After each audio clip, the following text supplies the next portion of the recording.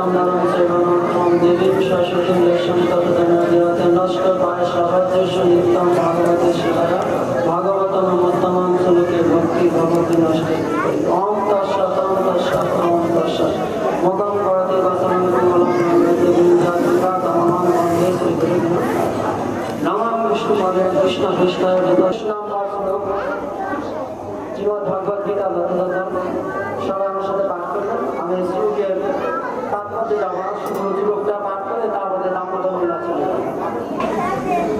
মন মনা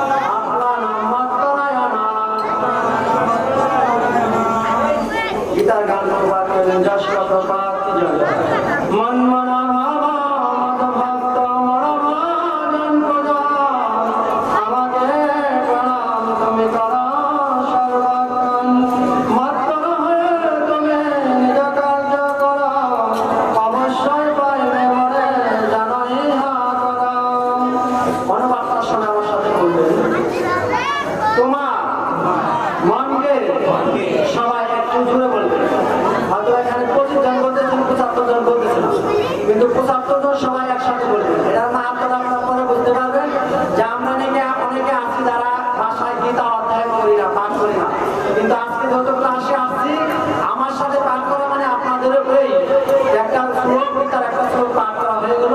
আর আজকে ভগবানের এই বিশেষ বিশেষ এই তিথিতে সবাই বলবেন তোমার মনকে আমার ভাবনায় নিযুক্ত করো, আমার ভক্ত হও, আমার পূজা করো এবং আমাকে প্রণাম করো। এভাবে আমাদের উৎসর্গীকৃত হয়ে সম্পূর্ণরূপে আমাদের অভিনিবিষ্ট হলে নিঃসন্দেহে তুমি আমাকে লাভ করবে। কে বলেছেন? ভগবান শ্রীকৃষ্ণ বলেছেন অর্জুনের মাধ্যমে এই জগৎবাসীকে, যে অর্জুনের মাধ্যমে ভগবান শ্রীকৃষ্ণ জগৎবাসীকে বলেছে তোমার মনকে আমরা ভাবনায় নিযুক্ত করো, আমাকে প্রণাম করো, আমার পূজা করো। এভাবে সঠিক আত্মনিবিষ্ট হলে তুমি নিঃসন্দেহে আমাকে লাভ করো। জেনে খাবে কোনো সন্দেহ নেই যে যারা আপনারা এই ভাবনায় ভগবানের সেবায় নিজেকে উৎসর্গ করেছে তাদের জন্য কোনো রকম সন্দেহ করার দরকার নাই। তারা নিঃসন্দেহে ভগবানকে লাভ করে ভগবানের সেই ধামে চলে যাবে। আর যেহেতু ভক্ত হলে আপনার সবকিছু বুঝতে পারবেন, সবকিছু জানতে পারবেন যে একজন ভক্ত তিনি কি করেন সবসময় ভগবানকে নিয়ে চিন্তা করেন। হ্যাঁ, যে মা যশোদা কৃষ্ণকে নিয়ে এত চিন্তা করছে যে সেটা আমরা কৃষ্ণ একটু আলোচনা করবো। কারণ এই দামোদর লীলা অ্যাকচুয়ালি মহারাজকে আলোচনা করে 3 দিন ধরে, একটানা 3 দিন ধরে শুধু দামোদর লীলা আলোচনা করা হয়। আমরা অতটা সময় হয়তোবা কাজ দিতে পারি না, আমরা নিতে পারি না। এই কারণে যেহেতু এখানে আমরা হয়েছি একসাথে ধরা হয়েছি, ততগুলো আমি চেষ্টা করবো এই দামোদরের যে সেই হাইলাইট করে সেগুলো আলোচনা করা। হরে কৃষ্ণ। মা যশোদা যখন কৃষ্ণর জন্য কি করেছে যে কৃষ্ণের জন্য নদী তৈরি করছে, কেন? যে মা যশোদা চিন্তা করছে যে আমার বাড়িতে এত সুন্দর সুন্দর গাভী, নন্দ মহারাজের 9 লক্ষ গাভী ছিল, আর এর মধ্যে কিছু গাভী ছিল স্পেশাল যেগুলোর নাম ছিল ধেনু, তারপরে এই সেই বিভিন্ন এগুলা সে বিশেষ গাভী থেকে বিশেষ ভাবে কৃষ্ণের জন্য মাখন তৈরি করবে। আর এই সময় কি করছে? কৃষ্ণ ঘুমাচ্ছে আর মা যশোদা চিন্তা করছে কৃষ্ণের জন্য এত স্পেশাল মাখন তৈরি করবে যাতে কৃষ্ণ এই বাড়ির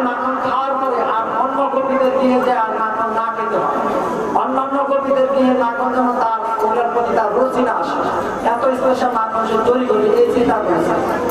এরকম ভাবে যখন চিন্তা করছে আর কৃষ্ণ যখন শুয়ে রয়েছে, তো হঠাৎ করে কৃষ্ণর ঘুম ভেঙে গেছে। আর যখন ঘুম ভেঙে গেছে তখন কৃষ্ণ কি করেছে, এই মায়ের কাছে আসা, তখন মা দেখতেছে যে ননি কি করছে, মা তত্ত্বনি করে ননি তৈরি করতেছে। আর কৃষ্ণ কি করেছে, ঘুম থেকে উঠে স্বাভাবিক তার ক্ষুধা লেগেছে। যখন ক্ষুধা লেগেছে তখন মায়ের কাছে বলতেছে, মা আমি দুধ খাবো। তখন কি করেছে, মা যশোদা কৃষ্ণকে দুধ দেওয়ার প্রয়াস করতেছে, দুধ দিতেছে। আর যখন দুধ দিতেছে তখন এদিকে এই যে বিশেষ গাভী ছিল, সেই যে বিশেষ গাভীর যে বিশেষ দুধ, এই দুধগুলা উনানে বসানো ছিল, মানে চুলার উপরে বসানো ছিল। মা যশোদা স্কুলে বসে যখন কৃষ্ণ খুব তৃপ্তি সহকারে দুধ খাচ্ছে, তখন এদিকে ওই যে চুলার উপরে যে দুধগুলা, সেই দুধগুলা চিন্তা করতেছে যে কৃষ্ণ যিনি এই সর্বকারণের পরম কারণ, যিনি এই সমস্ত ব্রহ্মাণ্ডের অধীশ্বর, তিনি তো মা যশোদার সেই কুলে বসে মা যশোদার স্তন দুধ পান করে তৃপ্ত হয়ে যাচ্ছে। আর এভাবে যদি সে স্তন দুধ পান করে তৃপ্ত হয়ে যায়, তাহলে সে পরবর্তীতে আমাদেরকে সে গ্রহণ করবে, আমাদেরকে আর পান করবে। এই চিন্তা করে উনানের যে দুধ, সেই দুধগুলা চিন্তা করতেছে, তাহলে আমাদের কি অবস্থা, আমাদের এই জীবন রেখে আর কি লাভ, আমরা কি করবো, আমরা আত্মহত্যা করবো। এই চিন্তা করে সেই চুলার যে দুধ, সেই দুধ সেগুলো উঠতে পড়ছে, উঠলে সেই অগ্নিতে পড়তেছে, অগ্নিতে পরে তারা আত্মাহুতি দিতেছে। মা যশোদার কিছুক্ষণের মধ্যে এটা বুঝতে পারতেছে যে আমি যে চুলার উপরে দুধ বসেছি, কৃষ্ণের জন্য মাখন তৈরি করবো বিশেষ দুধ, সেগুলো তো ওই উঠলে ইয়ের মধ্যে পড়তেছে, অগ্নিতে পড়তেছে। কৃষ্ণকে মানে তাড়াহুড়া করে যে অবস্থা হয়, যখন আমাদের বিয়ে কোনো মাতাজি এরকম হবে যে চুলার উপরে দুধ পুড়ে যাচ্ছে, আর এদিকে আমার সন্তান আমার কুলে বসে দুধ খাচ্ছে, তো আপনি সেই দুধটাকে রক্ষা করার জন্য কি করবেন, যে তাড়াহুড়া করে আপনার ছেলেকে বসে যেতে দৌড়ে যাবেন সেই দুধকে রক্ষা করার জন্য।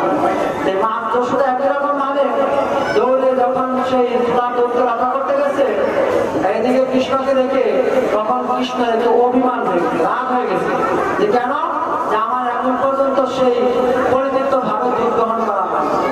এই কারণে কৃষ্ণের একটু অনুরাগ হয়ে গেছে।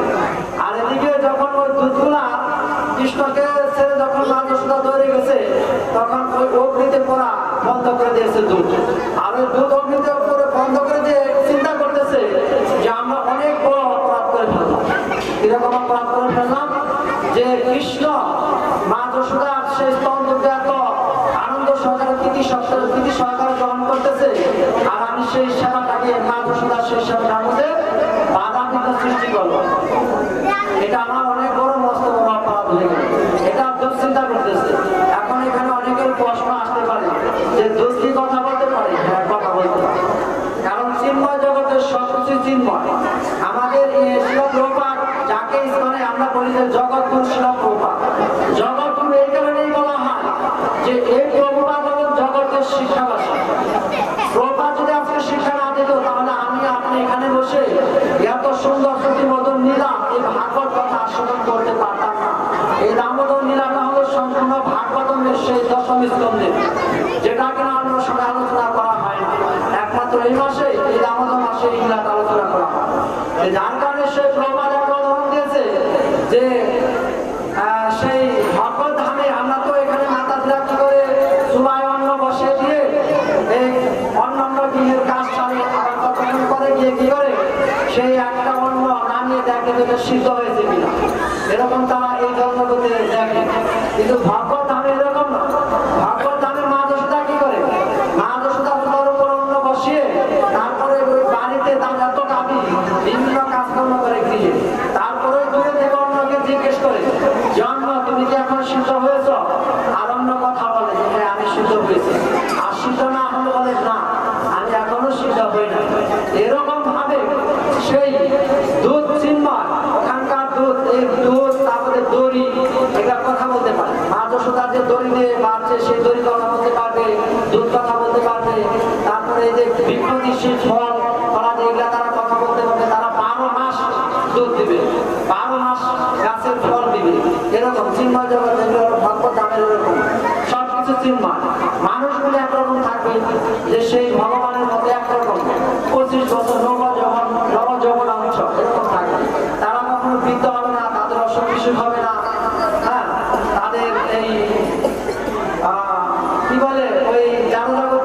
সুখ দুঃখ ভোগ করতে হবে না, এরকম কাজকর্ম করতে হবে না। তারা দিব্য আনন্দে সবসময় থাকবে, ভগবানের গুণকীর্তন শ্রবণ করবে, কীর্তন করবে আর প্রসাদ আসনে করবে। সেই হলো ভগবত ভাবের সেই ক্রিয়াকর্ম। যা যখন দুধ যেখানে থামে বন্ধ হয়ে গেছে, তখন মা যশোদা যখন পুনরায় কৃষ্ণের কাছে গেছে, তখন কৃষ্ণ গিয়ে দেখে কি করেছে, এতটুকু সময়ের মধ্যে কৃষ্ণ হাতে লাঠি নিয়ে এর উপরে যে মাখন ছিল সেই মাখনগুলাকে কি করেছে, মাখনগুলাকে আপনার মণি যে ভাণ্ড ছিল সেই ভাণ্ডগুলোকে ভেঙে ফুটো করে এগুলা সরিয়ে দিচ্ছে। এগুলাকে সরিয়ে দিয়ে তার যে প্রিয় সখা ছিল, তার প্রিয় সখা কারা ছিল? এই যে বানররা ছিল প্রিয় সখা। এই বানর সখাদেরকে আনন্দে ডাক দিয়ে তাদেরকে আনন্দে খাওয়াচ্ছে আর নিজেও খাচ্ছে। এখন এখানে প্রশ্ন আসতে পারে, বানররা কিভাবে ভগবানের এত প্রিয় সখা হতে পারে? মানুষরাও তো হতে পারত। বানররা এই কারণে প্রিয় সখা হয়েছে এই লীলাটন্ডদেব, যে ভগবান রামচন্দ্র যখন এই মা সীতাকে উদ্ধার করতে লঙ্কায় গিয়েছিলেন, তখন আপনারা সবাই জানেন যে রামচন্দ্র এই বানরদেরকে সহযোগিতা নিয়েছিলেন তাদের কাছ থেকে। তাদের কাছ থেকে এত বড় একটা সহযোগিতা নিয়েছিলেন যে এই পাথরগুলা, সেই পাথরগুলা নিক্ষেপ করে নদীতে, সাগরের মধ্যে, সমুদ্রের মধ্যে নিক্ষেপ করে তারা ব্রিজ তৈরি করেছিলেন। কিন্তু এখানে একটা কথা আমরা অনেকে জানি না, সেটা আমি ব্যক্ত করবো। যেটা হলো কি, যে যখন বানররা আরো অন্য ভক্ত যারা ছিল ভগবানের, তারা ভগবানের নাম লিখে ওই পাথরটা যখন সমুদ্রে নিক্ষেপ করতো, ওই পাথরটা সমুদ্রে তখন সেই বাঁধ হয়ে থাকতো, ওটা তলাইতো না আর ওটা বেশেও যেত না। কিন্তু একটা সময় রামচন্দ্রের মনে হলো যে সবাইকে পাথর নিক্ষেপ করতেছে, তা আমি একটা পাথর নিক্ষেপ করে দেখি কি অবস্থা হয়। যখন রামচন্দ্র একটা পাথর নিক্ষেপ করছে, ওটার সাথে সাথে তলিয়ে গেছে, সাথে সাথে তলিয়ে গেছে আর ভেসে যাচ্ছে। তখন এই দৃশ্যটা কে দেখেছে? হনুমান দেখেছে। আর হনুমান দেখে হাসতেছে, হাসতে বলছে যে প্রভু, আপনি বিশ্ব ব্রহ্মাণ্ডের মালিক, আপনি যদি কাউকে ছেড়ে দেন সে কি কখনো থাকতে পারবে? সে থাকতে পারবে না। আপনি যদি তা কাউকে ছেড়ে দেন সে তলিয়ে যাবে, ডুবে যাবে। যে আমরা এই ভবের সমুদ্রে হাবুডুবু খাচ্ছি, একমাত্র ভগবান শ্রীকৃষ্ণ যদি আমাদেরকে না ধরে, না রক্ষা করে, তাহলে আমরাও ডুবে যাব। তাই এই দৃশ্য দেখে এই হনুমান হাসতেছে আর বলতেছে যে প্রভু, আপনি যদি কাউকে ছেড়ে দেন সে তো অবশ্যই তলিয়ে যাবে, ডুবে যাবে। তখন বলছে তাহলে কি করা, যে আপনি তো প্রভু ওই পাথরটা নিক্ষেপ করেছেন, অ্যাটলিস্ট আপনার একটা নাম ওটার মধ্যে আপনি লিখে দেন, তাহলে পাথরটার সাথে আপনার নাম থাকবে। এখানে বলছে যে আমার থেকে আমার নাম, আমার চেয়ে আমার ভক্ত বড়, আমার ভক্ত থেকে আমার নাম বড়। কলিযুগে যখন গৌরাঙ্গ মহাপ্রভু আসছে, হ্যাঁ, এই গৌরাঙ্গ মহাপ্রভু আসার আগে তখন চিন্তা করতেছে যে কৃষ্ণ অবতার বিভিন্ন লীলা করছে, বিভিন্ন ভাবে ভক্তদেরকে উদ্ধার করেছে, কিন্তু এই কলিযুগের মানুষ এত পাপী হবে যে সত্যযুগে পাপ ছিল 25%, সত্যতে পাপ ছিল না, 100% সবকিছু সত্য ছিল, কিন্তু সত্য তেতারে 25% পাপ ঢুকে যায়, আর তারপরে 50%, আর গলিতে পুরাটাই বলতে বলছে 75%, কিন্তু গড় হিসাব করলে দেখা যায় যে পুরাটাই পাপে আবৃত হয়ে গেছে। তাই এখন এই ভগবান শ্রীকৃষ্ণ চিন্তা করতেছে যে কলিযুগের মানুষ এত পাপাচ্ছন্ন, এদেরকে আমি কিভাবে উদ্ধার করবো? কারণ আমি যদি স্বয়ং যাই তারপরও কাজ হবে না। তখন কি বলেছে যে আমার চেয়ে আমার ভক্ত বড়, আমার ভক্তের চেয়ে আমার নাম বড়। সেই নাম প্রভুকে পাঠিয়েছে কলিযুগে, যে আপনি ডাক্তারের কাছে গেলে ডাক্তার যদি আপনাকে প্রথমে সাধারণ ওষুধ দিবে, সাধারণ ওষুধ যদি কাজ না করে তারপর আপনাকে কি করবে? অ্যান্টিবায়োটিক দিবে। ভগবান শ্রীকৃষ্ণ চিন্তা করছে যে কলিযুগের মানুষের জন্য অ্যান্টিবায়োটিক দরকার, এই কারণে সেই অ্যান্টিবায়োটিক রূপে এই নাম প্রভুকে পাঠিয়ে দিয়েছে। যে এই নাম প্রভুর এত পাওয়ারফুল যে বলছে যে একবার নাম করলে যত পাপ ভরে, জীবের সাধ্য নাই তত পাপ করে। হ্যাঁ, যে নামের এত পাওয়ারফুল, যার কারণে বলছে যে তুমি যেভাবে পারো নাম জপ করো। অনেকে বলে প্রভু আমি শুদ্ধ না, আমার শুচি না, আমার গুরুদেব মানা করছে, এই করছে সেই করছে, কিন্তু এগুলো হলো শাস্ত্রের বহির্গত কথা, এগুলো শাস্ত্রগত কথা নয়। শাস্ত্রগত কথা হলো আপনাকে যদি কলিযুগ থেকে উদ্ধার পাওয়ার যদি চিন্তা করেন যে আমি কলিযুগ থেকে উদ্ধার পাবো, এই জীবনে আমি ভগবত আমি ফিরে যাবো, তাহলে সেই আপনাকে ওইটাই ফলো করতে হবে যেটা শাস্ত্রে বলছে যে হরে নামে কেবলম কইলেব নাস্তিব গতির অন্যথা, যে আপনাকে সেই নামের আশ্রয় গ্রহণ করতে হবে, নাম প্রভু। এখানে প্রশ্ন করতে পারেন যে প্রভু আমার পার্শ্ববর্তী যারা আছে তারা বলে যে তুমি এভাবে নাম জপ করতে পারো না, তোমাকে শুদ্ধ সাত্বিক ভাবে নাম জপ করতে হবে, তুমি সুচি না, এই না সেই না। কিন্তু এগুলো আসলে সামাজিক কথা, এগুলো শাস্ত্রের কথা না। আপনি যখন নাম প্রভুর আশ্রয় গ্রহণ করবেন, প্রথমে কি হবে? নাম প্রভু লাভ হবে নৌ, প্রথমে নামের সে আবাস লাভ হবে, অপরাধযুক্ত নাম লাভ হবে। যে আপনি হরে কৃষ্ণ মহামন্ত্র জপ করতেছেন, পাশাপাশি অপরাধ করতেছেন, এই কারণে এই নামটাকে বলা হয় যে অপরাধযুক্ত নাম আপনার লাভ হবে। তারপরে আরেকটু সুন্দর যখন যাবেন তখন কি হবে? নাম প্রভু মানে নাম প্রভুর যে ছায়া সেটা আপনার লাভ হবে। যে তখন আপনি সেই অপরাধ মুক্ত হয়ে নাম করতেছেন, আগে তো অপরাধ যুক্ত হয়ে নাম করছেন, তখন অপরাধ যুক্ত নাম লাভ হয়েছে। কিন্তু নাম প্রভুর কি পায়? তারপরে আপনি সেই অপরাধ থেকে মুক্ত হয়ে নাম জপ করতে পারবেন। এটা হলো নাম প্রভুর কিবা। আমরা বললে হবে না, আপনি বললে হবে না যে আপনি বলবেন যে আমি কি করবো, সবকিছু ত্যাগ করে নাম জপ করবো, এটা কোনোদিন হবে না, এটা কোনোদিনই সম্ভব না। কারণ এক ব্যক্তি মনে করছিল কি এই জলের মধ্যে সাঁতার কাটছে তো আর ডুবে যাচ্ছে, তখন কেউ এসে তাকে উদ্ধার করছে। আর যখন কেউ সে উদ্ধার করছে তখন ওই প্রভু বলতেছে কি আমি যতদিন এই সাঁতার না শিখবো ততদিন আমি জলে নামবো না। এখন জলে না নামলে কি কেউ সাঁতার শিখতে পারবে? কেউ সাঁতার শিখতে পারবে না। তদ্রূপ ভাবে কেউ যদি মনে করে আমি সবকিছু ত্যাগ করে তাহলে নাম জপ করবো শুদ্ধভাবে, সেটা সম্ভব না। কলিযুগে সেটা খুবই দুষ্কর। এই কারণে বলছে যে তুমি প্রথমে নাম জপ করলে অপরাধ নিয়ে নাম হবে, অপরাধযুক্ত নাম, তারপরে নাম প্রভুর কৃপায় আপনার সমস্ত সমস্যার সমাধান হবে। আপনার সমস্যাগুলো, আমার সমস্যাগুলো আমরা কেউ সমাধান করতে পারবো না, একমাত্র ভগবান শ্রীকৃষ্ণ ছাড়া। আর এখানে বলছে নাম ভগবান থেকে অভিন্ন। আপনি নাম জপ করা মানে ভগবানকে স্মরণ করা, ভগবানকে লাভ করা। যখন আপনি ভগবানের নামকে জপ করবেন তখন আপনার দৈনন্দিন জীবনে যত সমস্যা আছে সেই সমস্যাগুলো ভগবান সমাধান করবে। আর এভাবে যখন সমাধান করবে তখন আপনি শুদ্ধ স্তরে এসে শুদ্ধ নাম জপ করবেন, সেটা হবে কি নামের আবাস লাভ হবে। আর নামের আবাস লাভ হতে হতে হতে হতে একটা সময় আসবে যে সময় আপনি সেই নাম জপ করতে করতে জপিতে জপিতে সাধ্য সাধন হবে, তবে প্রেম অঙ্কুরিত হবে। আর তখন কি হবে? নাম প্রভুকে লাভ হবে। আর যদি নাম প্রভুকে লাভ হয় তাহলে জীবনের সর্বসিদ্ধি আপনি লাভ করবেন, এটা। আর বাদ বাকিগুলো আপনি অটোমেটিক আসবে। কতক্ষণ আপনি নাম জপ করবেন, কতক্ষণ আপনি ভগবানের বিগ্রহ অর্চন করবেন, আপনি কিভাবে ভগবানের কাছে যাবেন, এইগুলো অটোমেটিক নাম প্রভুর কৃপায় আসবে। যে ধ্রুব মহারাজ যখন ভগবানকে লাভ করতে চেয়েছিল তখন কিন্তু ভগবানকে বলছিল যে ভগবান আমি তোমার একনিষ্ঠ ভক্ত হতে চাই। এই কারণে ভগবান তার ভগবত ধামে থেকে এগুলো শুনতে পাচ্ছে। আর এই কারণে ধ্রুব মহারাজের কাছে ভগবানের একনিষ্ঠ ভক্ত সেই নারদ মুনিকে প্রেরণ করেছিল তার গুরুদেব রূপে।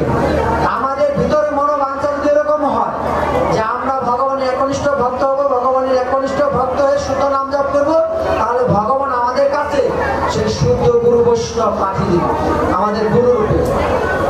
আর আমাদের মনে যদি থাকে যে আমরা এত ডিফিকাল্ট, এত কঠিন কিছু গ্রহণ করবো না, তাহলে ভগবান বলছে তথাস্তু, তোমার জন্য আমি প্রতারক গুরু পাঠিয়ে দিব। এটা যার যার মনোভীতি। তা আমি যে লীলাটা বলতে চাচ্ছিলাম সেটা থেকে অন্যদিকে চলে গেছে আপনাদেরকে বোঝানোর জন্য। আমি আবার ওই লীলায় প্রবেশ করি, দামোদর লীলা।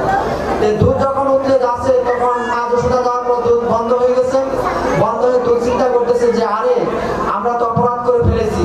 মা যশোদা এত সুন্দর একটা সেবা করছিল, সেই কৃষ্ণকে তৃপ্তি সহকারে দুধ পান করেছিল, আর আমরা সেই সেবা থেকে তাকে বিঘ্ন করালাম।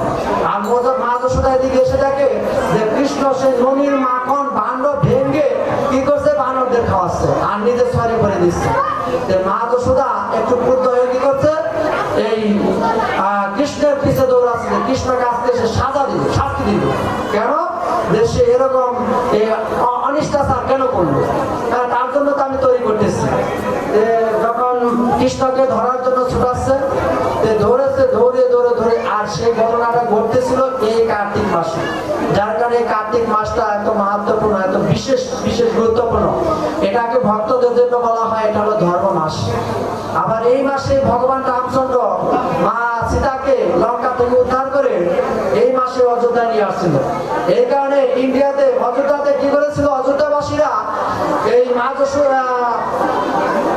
সীতাকে যখন এই রাম রাজত্বে নিয়ে আসছিল তখন কি করেছিল, এই ঘরে ঘরে দীপদান, সেই দীপাবলি উৎসব আয়োজন করেছিল। বাঙালির একটা অনুষ্ঠান এখানে শুরু হয়েছে। আর আমাদের বৈষ্ণবীয় মতে কি হয়েছে, যে বৈষ্ণবীয় মতে একই লীলা যেটা রামচন্দ্র ওই দাপরের সময় করেছিল, আর এই কৃষ্ণ লীলা এসে এই দামোদর এই কার্তিক মাসে সে একই সময় কি করছে, তার প্রিয় ভক্ত তার অন্তরঙ্গ শক্তি সেই মা যশোদার কাছে এই মাসে ধরা দিচ্ছে।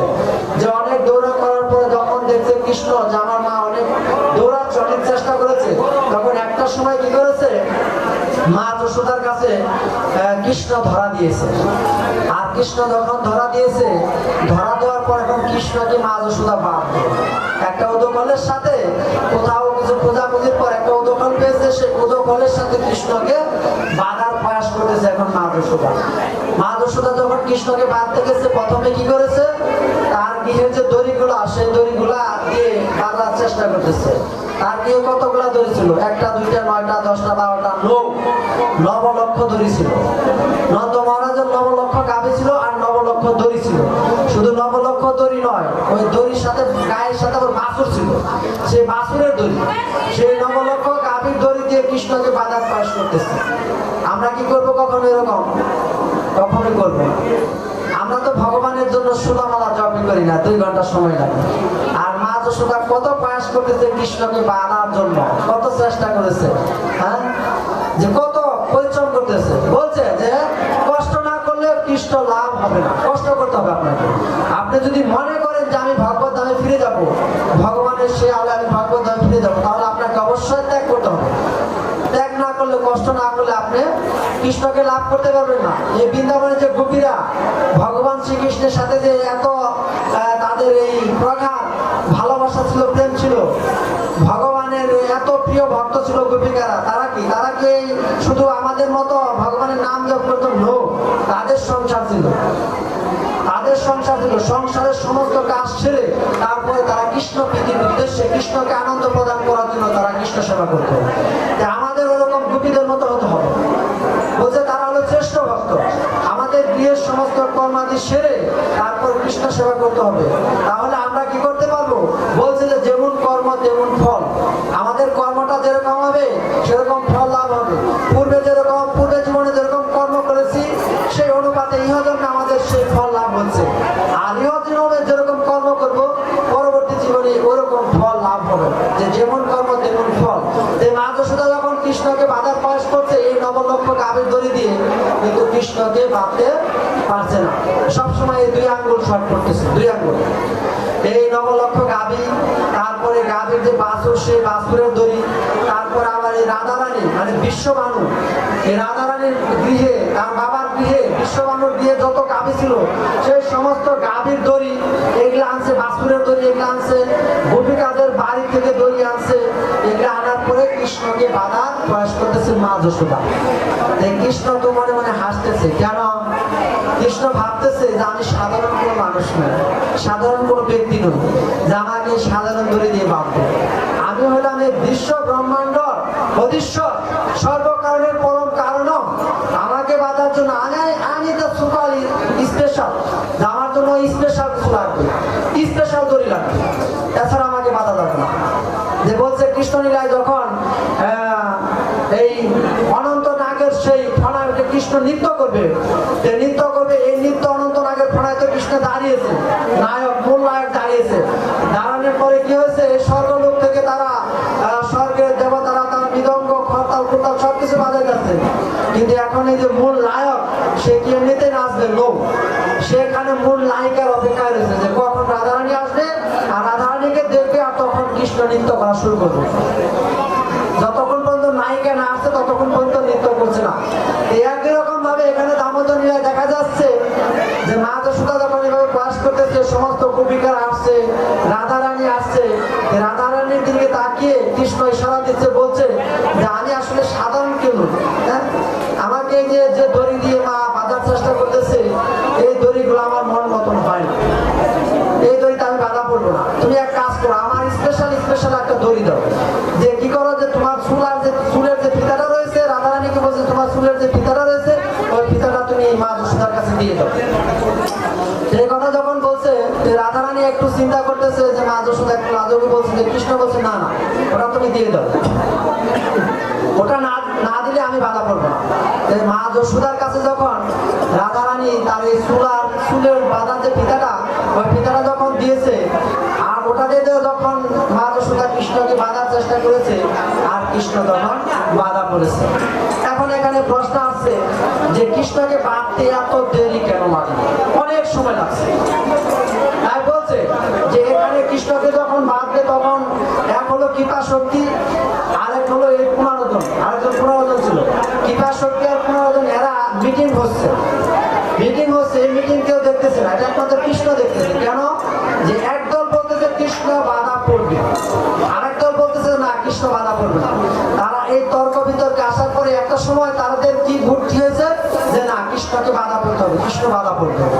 এই কারণে এই কৃষ্ণকে বাধার জন্য এতটা সময় লেগেছে যে ওই দুই দল এরকম তাদের তর্ক বিতর্ক হচ্ছে, যার কারণে লাস্টে কি আছে যে কৃষ্ণকে বাধা পড়তে হবে। তখন কৃষ্ণ বাধা পড়েছে, আর কৃষ্ণ যখন বাধা পড়েছে তখন কি হয়েছে যে একটা সময় বলরাম অনেকক্ষণ আগে এসে দেখছে যে কৃষ্ণ বেঁধে রেখেছে। প্রথমে তো সেই বলরাম এসে অনেক কিছু বলছে যে তোমাকে কে বেঁধেছে, কার এত বড় সাহস, সেই কিন্তু এই রকম সেই তর্ক বিতর্ক শুনে একটা সময় মা যশোদা বলছে যে কে রে, আমি বেঁধেছি কৃষ্ণকে। আর কৃষ্ণকে যখন এই কথা মা যশোদা বলছে তখন বলরাম কি করছে, কাঁদতে কাঁদতে কৃষ্ণের কাছে বলতেছে যে ভাই, আমি তো অনেক আগেই বলেছিলাম যে তুমি এই দুষ্টুমিটা একটু কম কম করো। এখন মা যশোদা বেঁধেছে, এখানে তো ভাই আমার কিছু করার না। যদি অন্য কেউ বাঁধতো তাহলে আমি হয়তো বা তাকে কিছু করতে পারতাম, যে কার এত বড় সাহস সেই ধরনের কাম করেছে। কিন্তু যেহেতু মা যশোদা বেঁধেছে, এই কারণে আমি, মা যেহেতু বেঁধেছে এই কারণে আমি তো কিছু করতে পারবো না।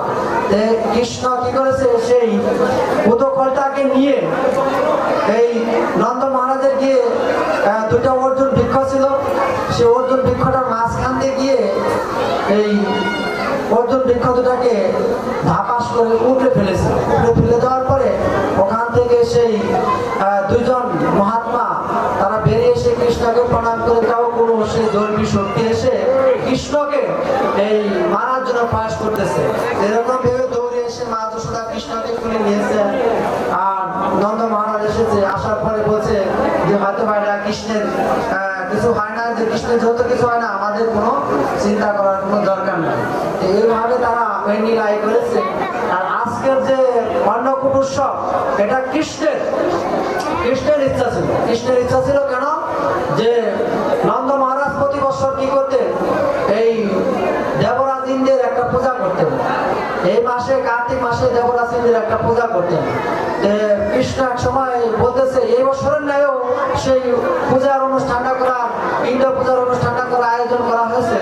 এই কৃষ্ণ তখন নন্দ মহারাজকে জিজ্ঞেস করছে যে বাবা, তুমি এই যে ইন্দ্রদেবের পূজাটা কেন করতেছ, কি কারণে তুমি ইন্দ্রদেবের পূজাটা করতেছ?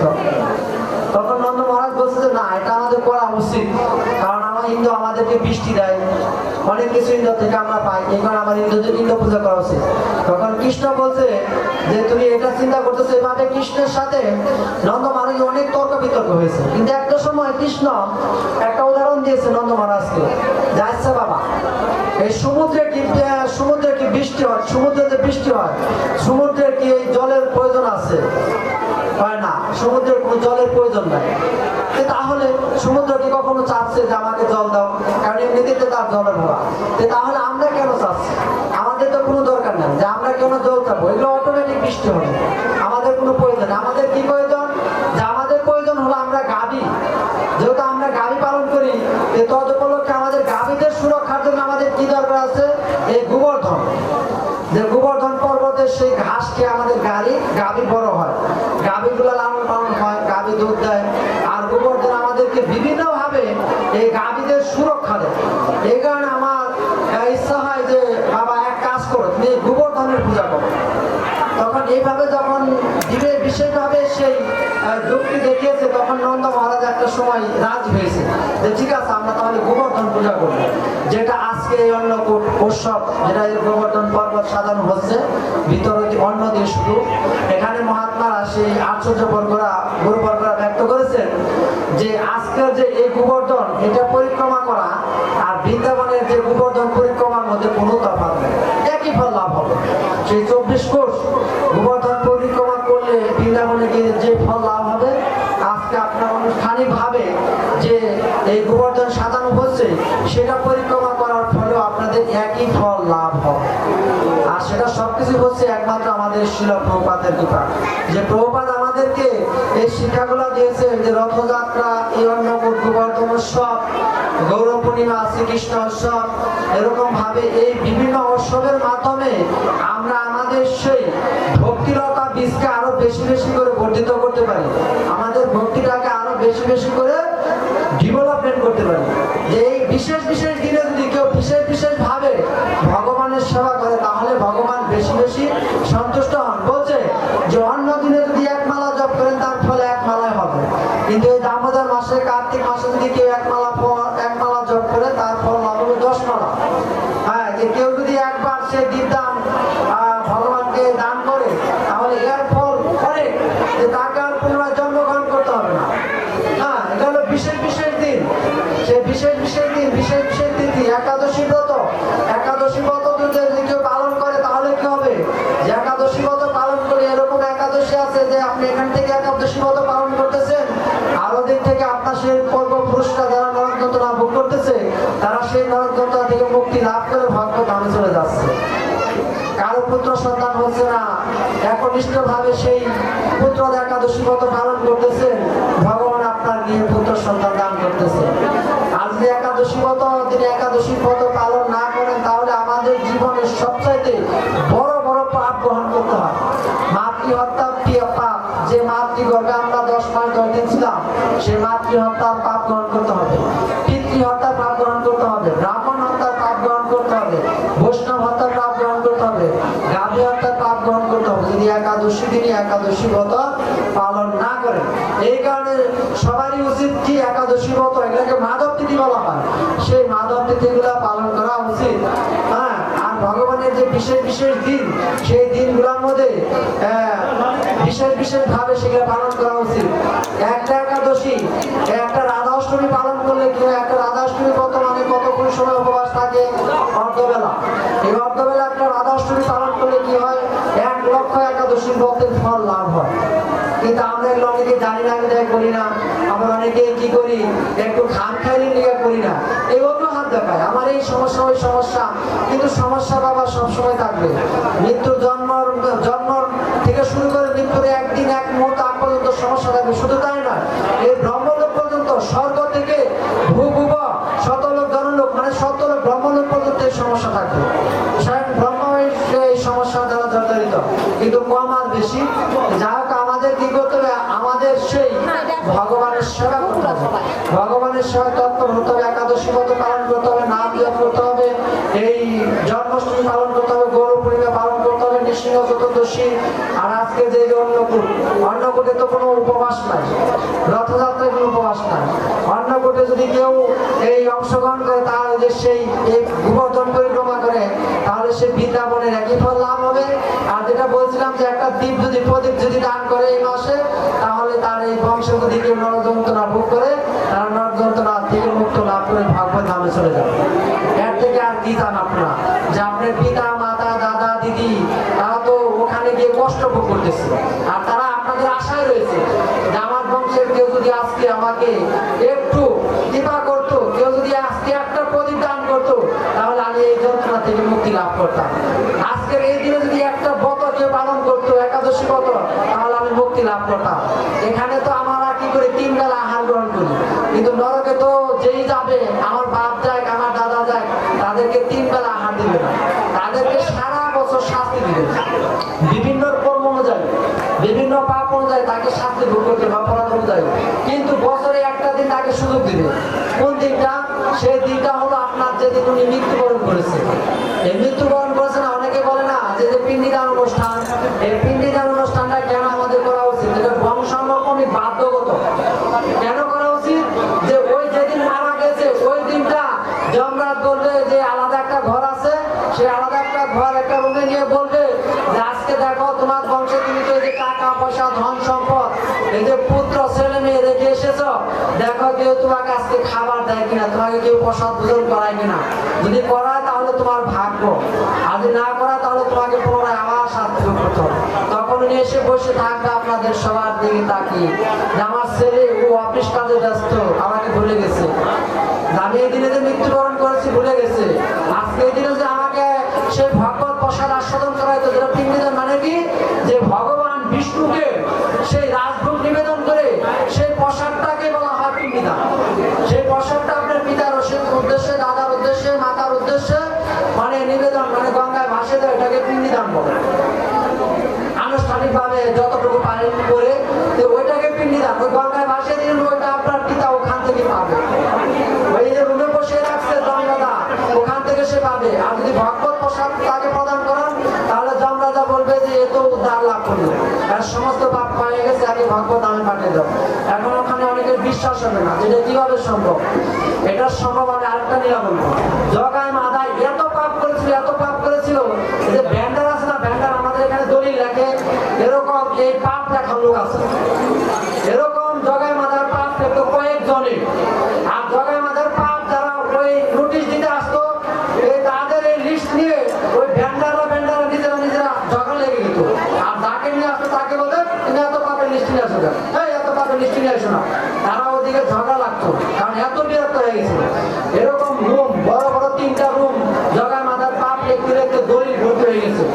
কিন্তু এই জগায় মাদা কি করেছিল, যখন এই যে গৌরাঙ্গ মহাপ্রভুর লীলা, তখন কি করেছে, ওই জগায় মাদার যে পাপ, সেই পাপ তো 3 ঘর ভর্তি হয়ে গেছে।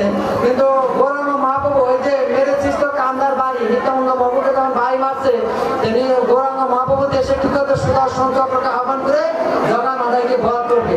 কিন্তু নিত্যানন্দ মহাপ্রভু বলতেছে যে প্রভু আপনি তো কলিযুগে এসেছেন প্রেম ধর্মী, সবাইকে উদ্ধার করার জন্য, এই কারণে প্রভু আপনাদেরকে প্রেম ধর্ম দিয়ে দেন।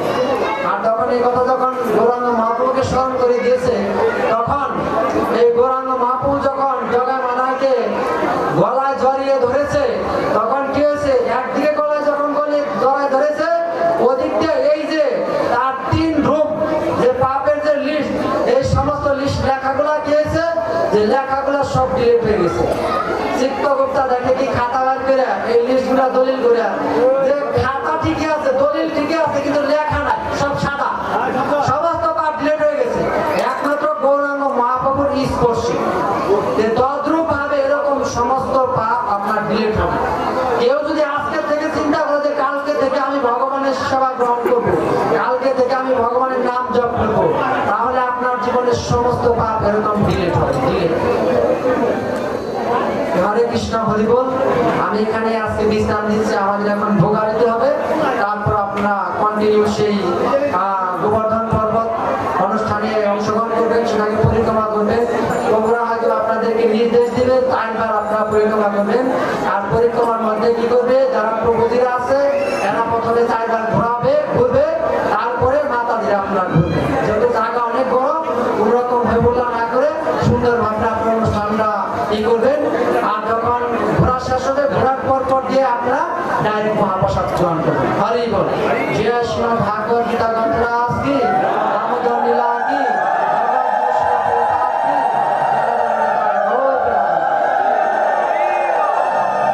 আমার আলোচনা থেকে যদি কোনো রকম ভুল ত্রুটি থাকে, কেউ যদি মনে করেন যে আমার কোনো একটা কারণে ভুল হয়েছে, ভাই হিসাবে, বন্ধু হিসাবে, ছেলে হিসাবে ক্ষমা দৃষ্টিতে করবেন, ক্ষমা করবেন। অ্যাকচুয়ালি আমি আপনাদের মতোই, আমি যে প্রফেশনাল ভাগবত বক্তা তা নই। আর ব্যাস আসলে যখন ব্যক্ত করেছি, এটা প্রভুপাদ ব্যক্ত করেছেন, প্রভুপাদ গুরু মহারাজের কৃপায় যতটুকু আমাকে কৃপা করেছেন ততটুকু আপনাদের কাছে প্রয়াস করেছি। জগৎগুরু শ্রী প্রভুপাদ কি, অনন্ত কোটি বৈষ্ণব বৃন্দ কি, অন্নকূট মহামহোৎসব কি।